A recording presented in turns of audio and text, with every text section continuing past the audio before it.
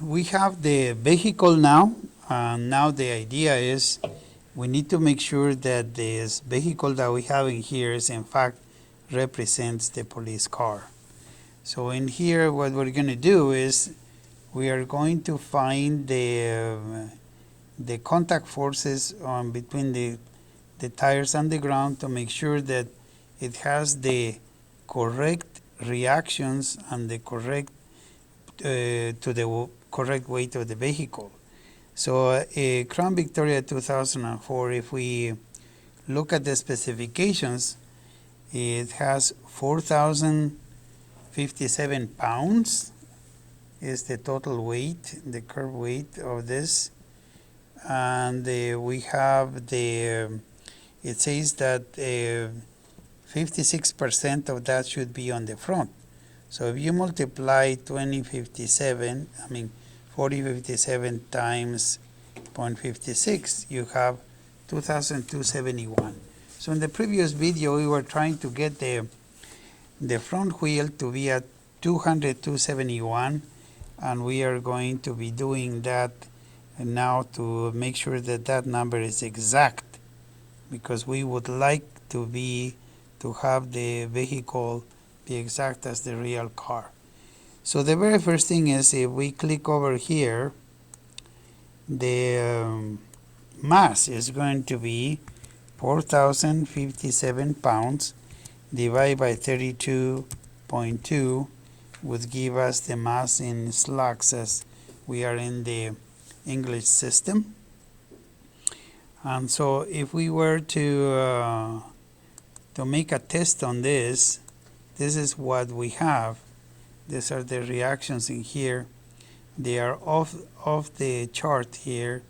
So what we're going to do is to define the vector lengths, and we're going to make it a little shorter. I'll just add a 0 here, and then if we run it, you see here's where we are. The front wheel at 1778, the valve at 2276. This obviously is not quite correct because the center of mass is here and in a place where the specifications don't say it shouldn't be. So if we go over here and we go to the appearance, I could show where that center of mass is, see? So right now it's a geometric center of mass, but produces the back wheel with higher one, and that's not the way the vehicle is. So 2,271 is what we want on the front wheel. We are at 1778. So we need to move the center of mass to the left. And we need to move it to a very exact location. So in here, what we're going to do is we're going to go to where it says geometry. And this, it says offset the center of mass. If you offset the center of mass, let's say 12 inches to the left, what would happen? See, there it is. The original position, now we moved it to the front, and where are we now? We're at 2,196. So we are pretty close. So I am keeping the dimensions in inches here so that we adjust that center of mass very precisely. So we need to move farther to the left in here, and then so this, we are on the reset here, and we go to the geometry, and of course let's go 2 more inches to the left to minus 14 inches and test it again. 2,265. We are only 7 pounds off because we need 2,272 basically.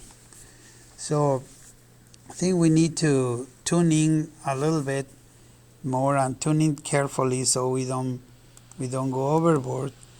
And so in here we will go to 14,001 and then do another test. Okay, 2,269. We are basically 3 pounds off, and so I'm just gonna do a further refinement here, and if we put this like 5, and let's see what happens. 2,270. 2 more pounds. I think that we are so close that we could leave it in there about 0.05 pounds in 4,000 is good, but if we move this to an 8 and then we run it again, we are exactly at 2,271.91, and that's exactly the 2,271.92 was what I told you. We do the calculation, we'll leave it there. So the point is, right now we have this vehicle that we have is in fact the patrol car right now. So what we need to do now is to first of all zoom out and reset the conditions here, and we are going to give it a velocity of 40 miles an hour to be able to test this vehicle. It's also the location of this of the vehicle is at the with the the geometric center is at 0, 0, and we could move it to the center of mass or leave it there. I think that is if we go here, we could move it to the center of mass. X is going to be not 0 but minus 1418 was where we in inches, right? Sorry, I think we need, this would be the,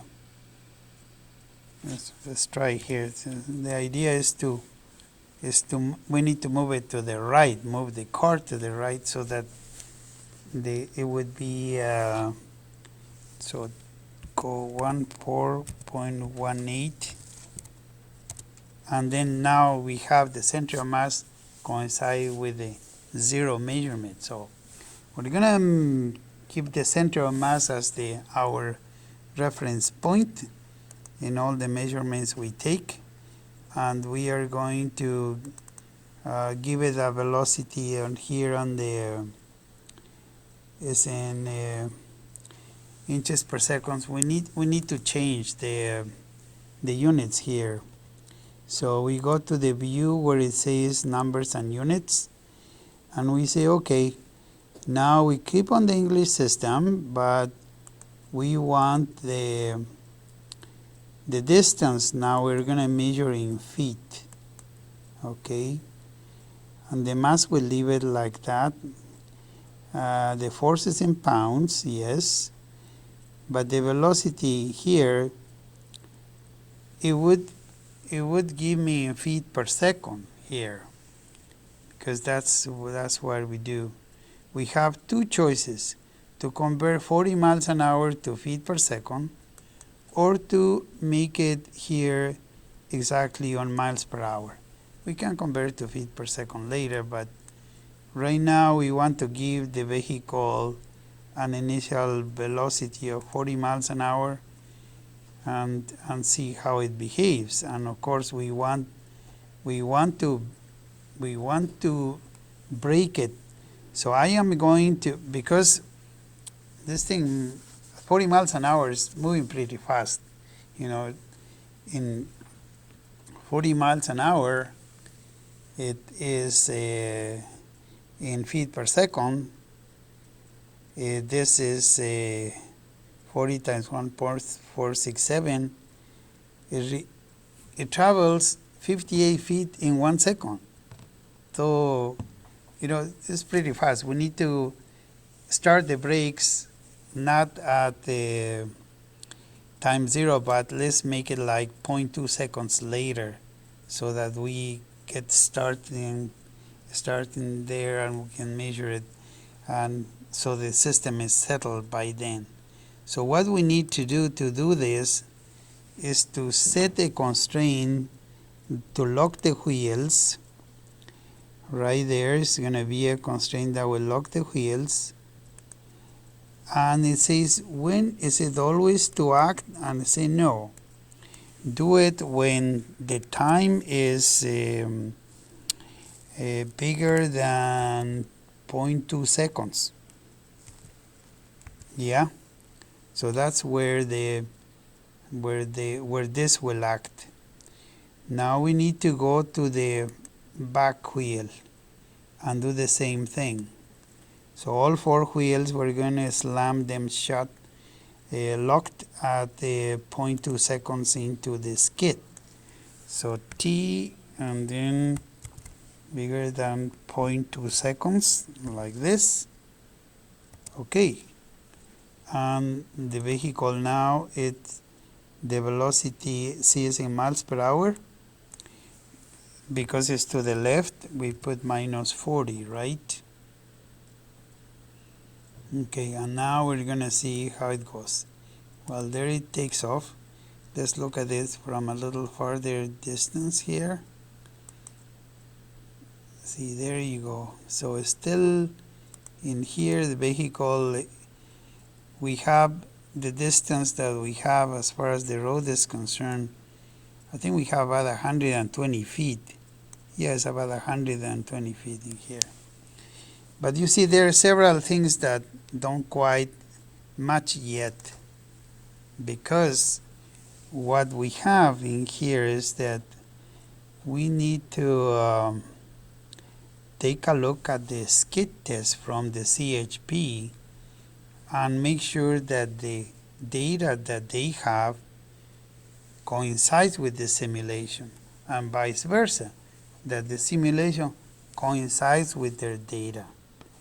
Right now, there are several things that I think we need to adjust. I think the step of integration is too big.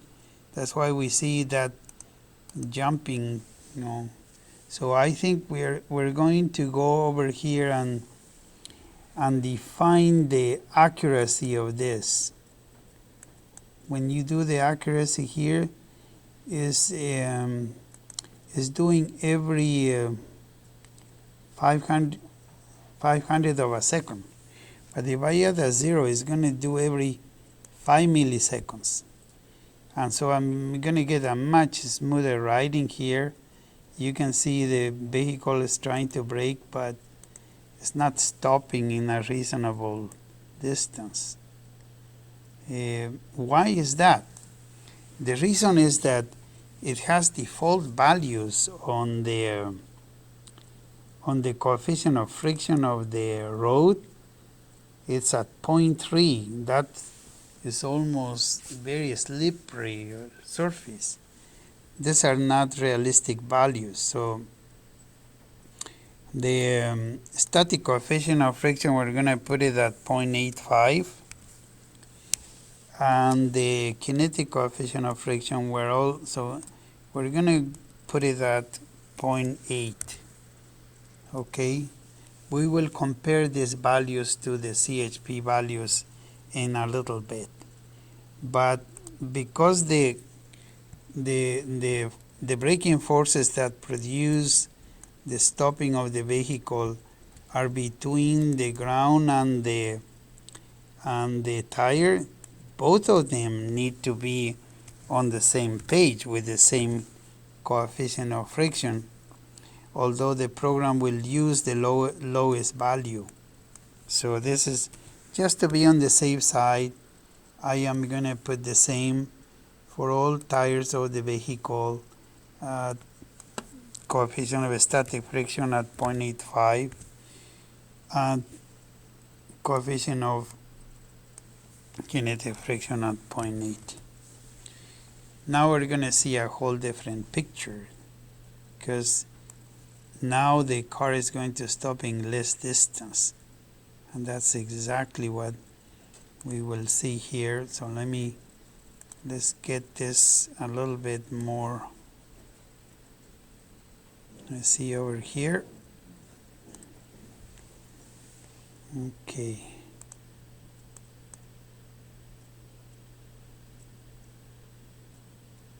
See, I think, do you see, this is very nice, because what we are seeing is that the vehicle brakes, you see the front wheel forces are bigger.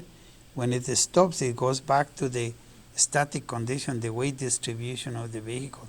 So I know this is right. I know this is the vehicle. This is the Crown Victoria that we want to see. Perhaps we back off a little bit more, so we can see the vehicle, or maybe we're seeing it there, right? Let's see how it does with the picture here. Oh, we can still go a little more.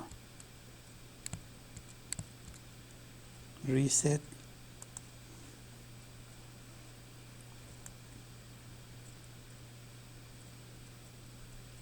Okay, let's see how it does then. We want to see it completely, don't we? Move it a little further back, maybe. Otherwise, the choice is to do it. I think I'm gonna back off and make it a little smaller. Let's try there.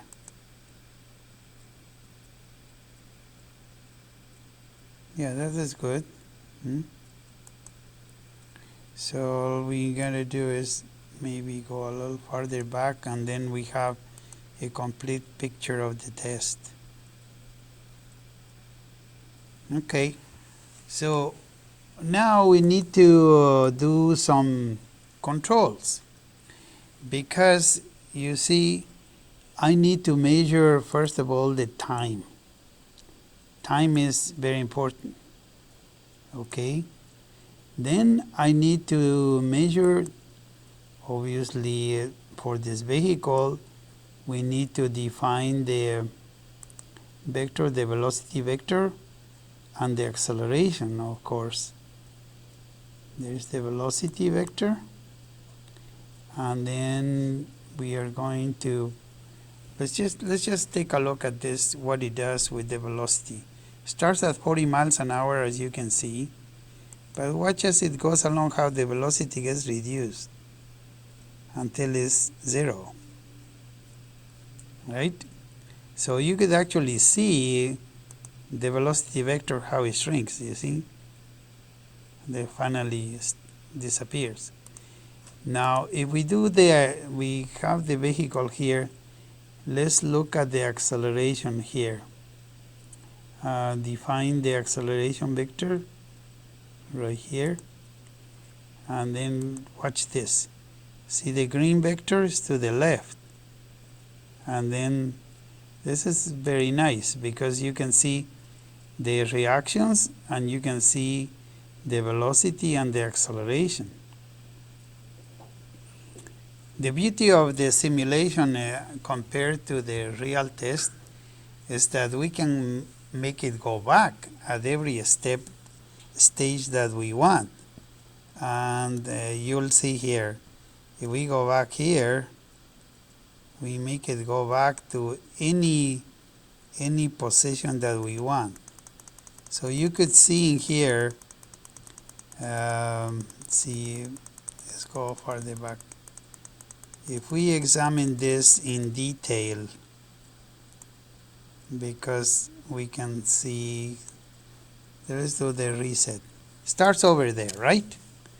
So if we run the simulation very slowly, you see the brakes don't act yet, but see the time is not yet time. Point to they act. So see, there we go. We have 0.06. There you go. And then we begin reducing the speed, see, until we finally do that. But now we have, the brakes have already acted here. See, at 0.2 seconds, you see how they act this? And then it reduced the velocity to 0. Now we're going to add one more thing. We're going to actually make the computer display the braking forces on the wheels. So in here, I go in here and I do define the vector, in this case friction force. And then over here we go on, then define the friction force. Now the computer is going to give me the whole thing. It's going to produce, see the braking forces now? Until it finally stops. So I am able to find out exactly what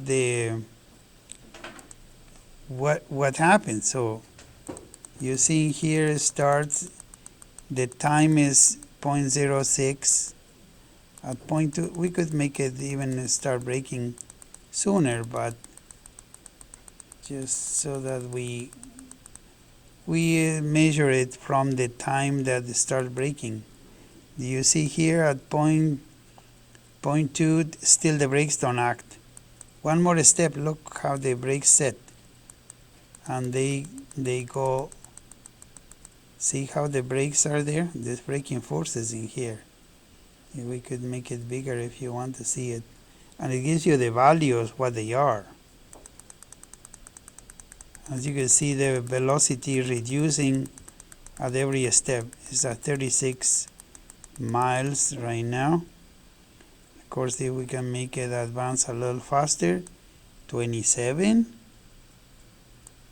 We could make it, we can keep track of this. See, 16. And you can see the forces.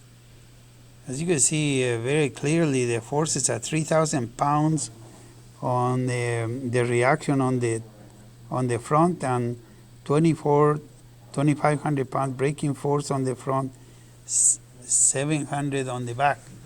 This is why if you lose your brakes on the back, on the front, you are really in trouble. So right now reset, and so this should coincide with the test. Now what we're going to do is also we're going to put measurements. I'm going to put measure the velocity here. I'm gonna put in here. So now we're going to measure this. Measure the velocity in the X. So right here. So you're gonna have a plot, but also I would say measure the position, right? The position. So we're gonna put in here the position and the velocity and the acceleration. So here we have this and the X. So now you have all three. And this is what the instrument that the police has will measure. So let's see how this does. Remember, right now we're not yet doing the comparison. So in about 2.4 seconds, this is finished. So you see these plots are a bit too far. So I am going to limit the simulation to, I would say, to 2.5 seconds on this. So the way you do that is we go here to the post control, and then we're going to define what the, see here it is. I'm going to say stop this when the 2.5 seconds. It's possible that once we adjust it to the actual drag factor that the police measure, that this is going to change. So this is the way it is right now. And you can see you have the plots up to where the vehicle stops. But still we are not yet quite satisfied. We have of course the distance is measured negatively to the left because it's to the left. But I think in the Vericom it's increasing. The velocity is also looking here from 40 to 0. I think maybe we should look at all this in a bit the same way as the instrument looks at it. So what I'm going to say in here is that we're going to put a negative sign to make it look exactly like the Vericom does. And in here we're going to put also the negative sign in here, and then also on the acceleration. Yeah, okay. So now, and also this is not going to be to 8 something, but rather we are limiting it to 0.5 seconds. 2.5. And so this two, we're limiting it to 2.5.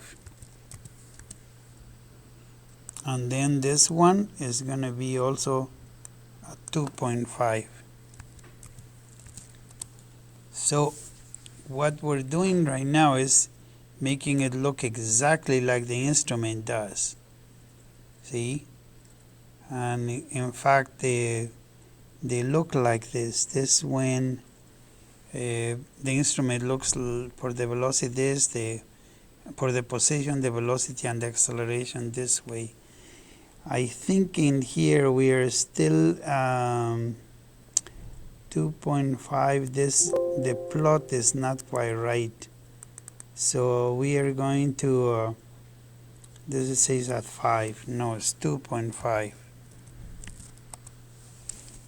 But in here the simulation may have to go to 3, because see here we need a bit more plotting here.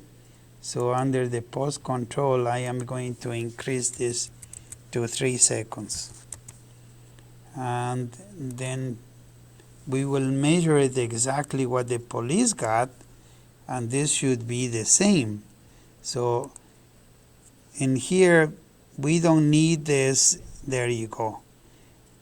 The position looks pretty good. The velocity, we don't need at 200. I think this is like, from 50 to -10 maybe. So here to adjust the scale would be from I would say -10. This is just to fix the graph to 50 here. And this is going to be 50 miles an hour. And so that's that. See, now it looks like the Vericom. And this one in here will have to play the game. This was not at 5. This is 2.5. And it looks sort of okay, but this again is not from -70. This should be like a -20 25, I would say. Like that is fine. So you have the position, the velocity, and the acceleration. They look like the instrument in the Vericom. So now the only verification that we have is to make sure that these numbers coincide. And if the distance is at over here, it is at 60 feet or so, we need to compare this with what the police got. And so, see, there's our test is perfectly done fine. And now we need to test with their values. So let me go back here, and we have the car, and we have this is the graph from the Vericom. No, it's not the one.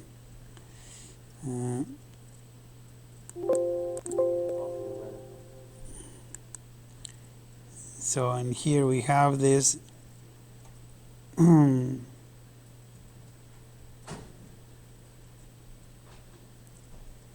we need to look at the data from the vehicle. Let's see, report. That's the one. So you see, this is the data from the instrument, and it says in here that the drag factor measured by the instrument was as 0.72. So if that value, and there you see the position, the velocity, and this is the acceleration. So if that value is at 0.72, our model should coincide with this. So what we can do is go over here to our simulation, and what we're going to do is to I'm going to change just the ground to 0.72 because we already know that the 0.72,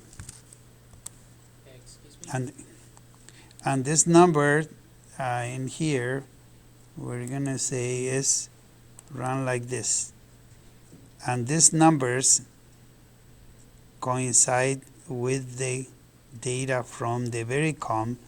If we want to look at the in more detail, what happens is we could measure the, for example, the position that we have is the best indication because we can measure from where the car started braking to where it stopped.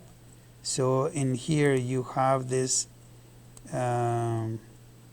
this in numbers in here, yeah. And also we are going to do the same thing for the velocity, x, right here, and then we have the acceleration would be the last one. Measure the acceleration, the x, and now we have the ability to measure the distance, the velocity and acceleration same way, and these values in here, see where the vehicle stop, in here we can make it stop in here,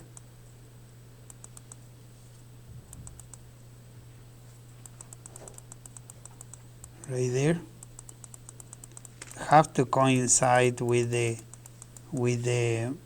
distance that we use for the, and of course this graph also coincides with the values of the CHP.